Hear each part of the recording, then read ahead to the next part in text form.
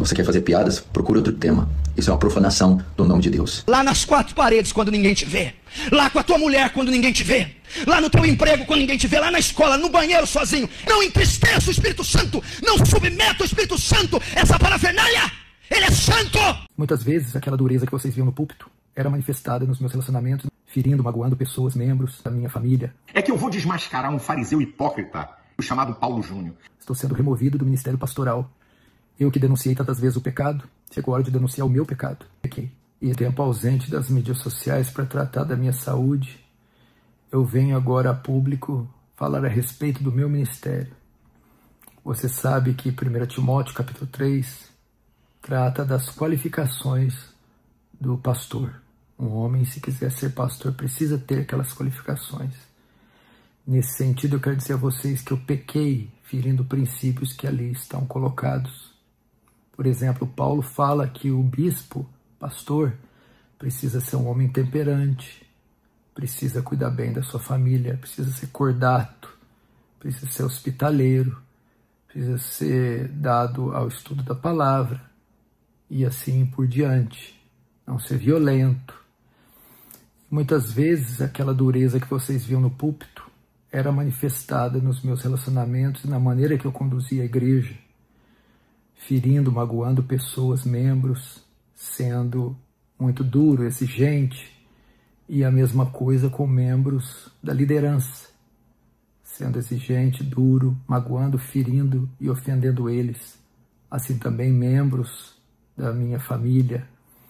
E são princípios inegociáveis para alguém que necessita ser pastor.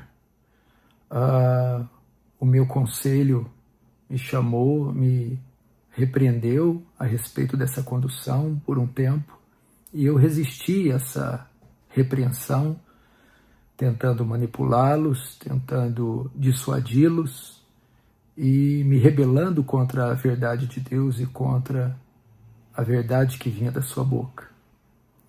Mas depois de novos conselhos e novas repreensões, eles me convenceram do meu pecado. Meus olhos se abriram e eu vi que estava conduzindo a igreja de forma equivocada, pecaminosa. E eu pedi perdão a eles e reconheci o meu pecado. E depois de algumas reuniões, eles entenderam que essas violações, que já tinham um bom tempo, me desqualificavam para ser pastor dessa igreja. E o que prontamente eu entendi, uma desqualificação não temporária, não permanente.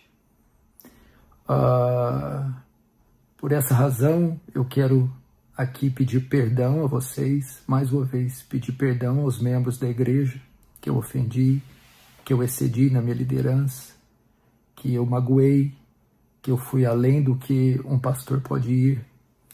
Quero pedir perdão também aos membros do conselho, que eu também ofendi, que eu tentei dissuadir ou persuadir de forma a contrariar a palavra de Deus e a causar feridas, mágoas e contendas. E quero pedir perdão também a todos os irmãos que me seguem e que têm algum respeito, apreço, amor pela minha vida. Eu entendo que um homem, para ser pastor, precisa ser irrepreensível, idôneo, precisa ter uma conduta ilibada. E nesse sentido eu falhei. E por essa razão estou sendo removido do ministério pastoral. Decisão essa que acolho com carinho, com amor, com serenidade, com sobriedade.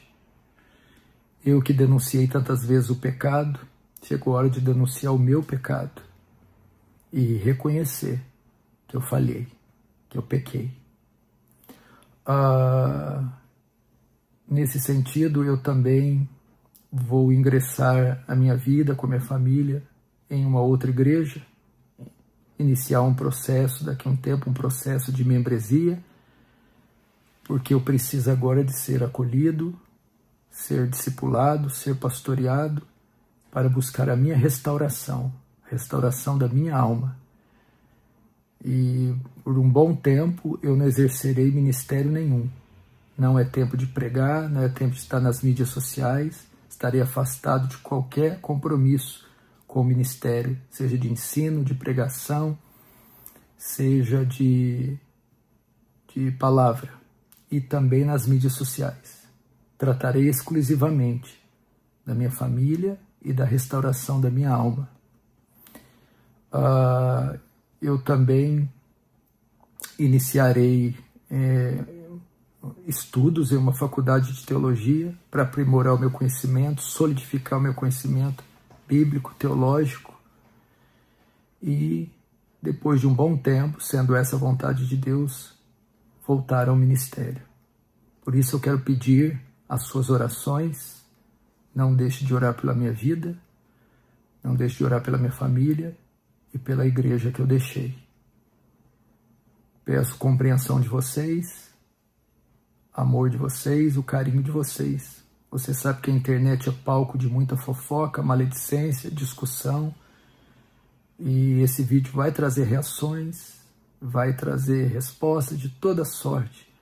Mas é isso que eu tenho para dizer para vocês, e esses são os meus pecados. É que eu vou desmascarar um fariseu hipócrita. Nome que vem na sua cabeça quando se fala de stand-up gospel. Pastor stand-up gospel. Cláudio Duarte.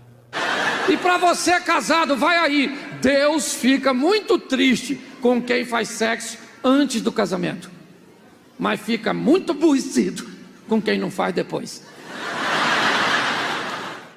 Esse dia eu me vi de cueca no espelho e falei: sai desse corpo, que ele não te pertence. Falei: como é que minha mulher... Falei: gente, eu tenho que orar por minha esposa.